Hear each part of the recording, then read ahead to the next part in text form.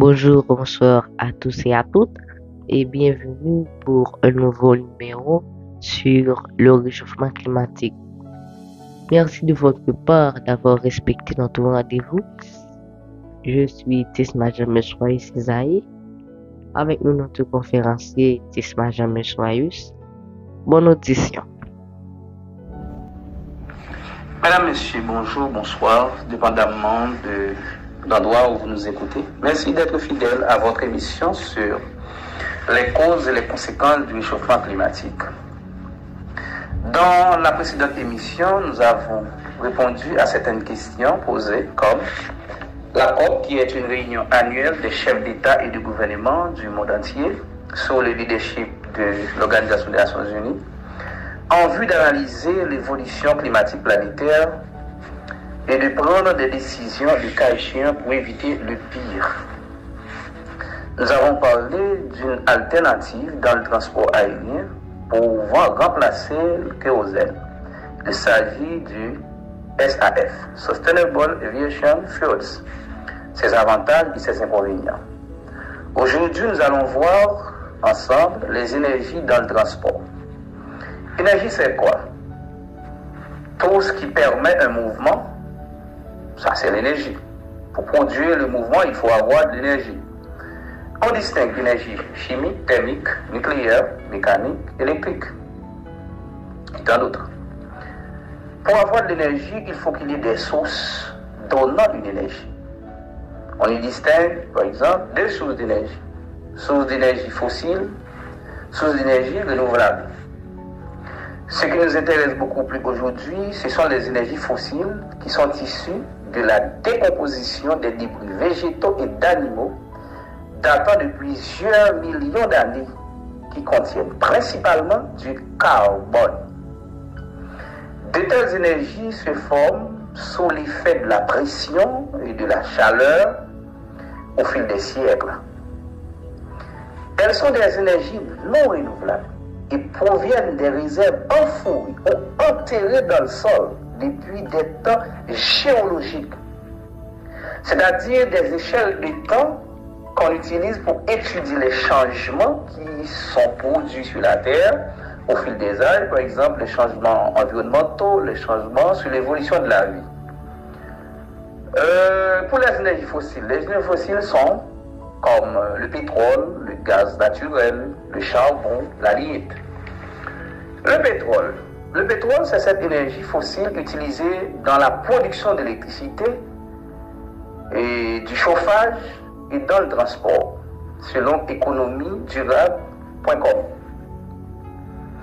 Dans le transport, il y a différents types de carburants utilisés. Alors, des carburants liquides utilisés issus du pétrole et qui font tourner le moteur et produisent ensuite une énergie cinétique pouvant mettre en mouvement d'autres pièces comme la roue et les aiguilles. Cela veut dire que pour faire tourner, pour mettre en mouvement la roue de véhicules, d'un aéronef et autres, le pétrole est obligatoire comme source d'énergie. Et ces carburants sont essence dans les moteurs à allumage commandés par étincelle, couramment appelés gasoline. Pétrodiesel pour les moteurs diesel, on l'appelle aussi gasoil. Essence avion ou kérosène pour les avions, les aéronefs. Mazout pour les navires.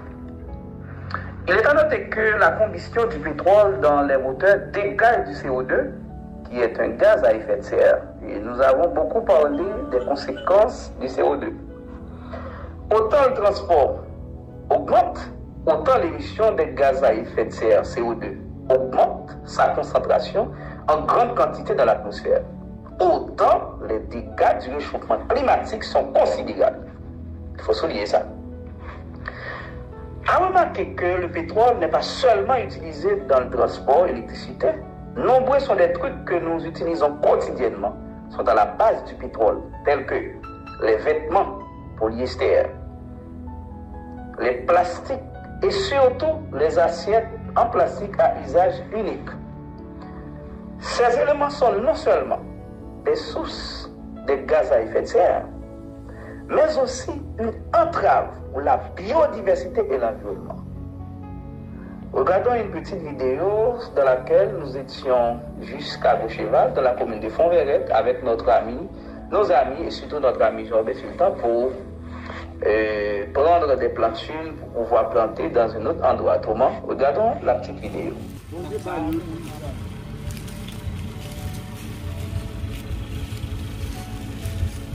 Conseil de travail, c'est l'homme qui fait. On a fait un bon Dieu qui fait pour eux. Nous avons une bonne connaissance pour faire. C'est ça qui est clair. Quand on est comme sous la terre construit, on détruit, c'est l'image sans ouais dans le ciel là. C'est l'image où on est dans le ciel là.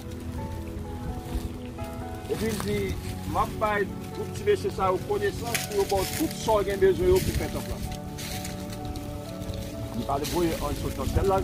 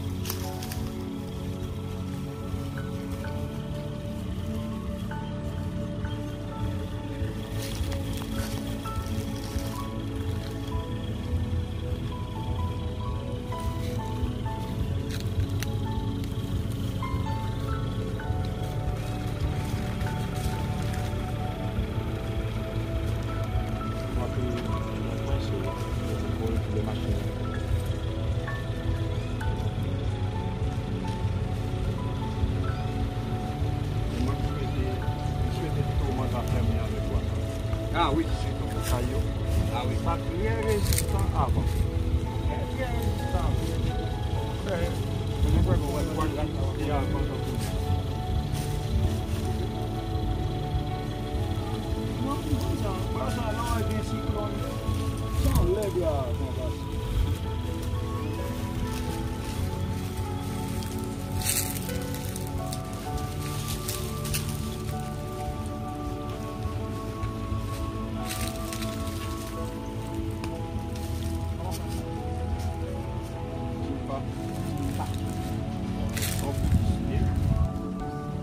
médicinal. Et beaucoup connaissent comme médecine.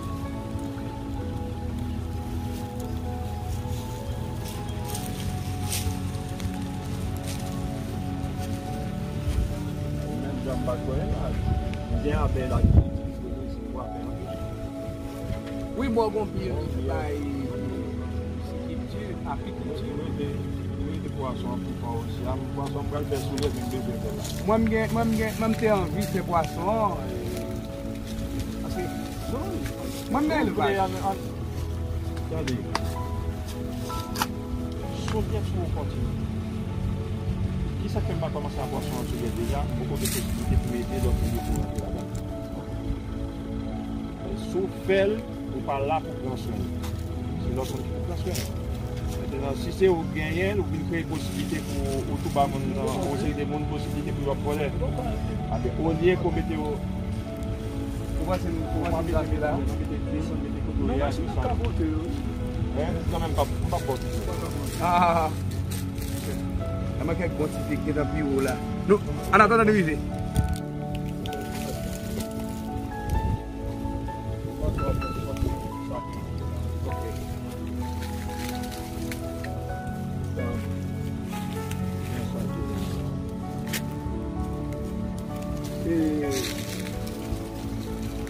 Son bonne opportunité pour Soviet. On avance. Fais mon numéro.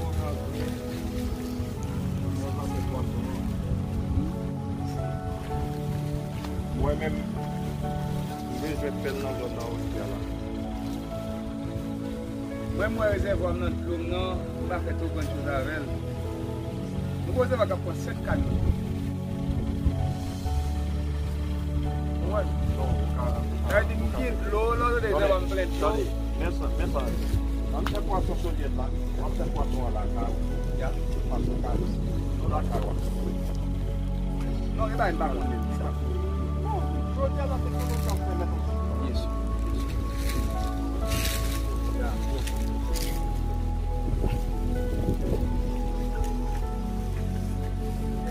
Nous vivons? Oui.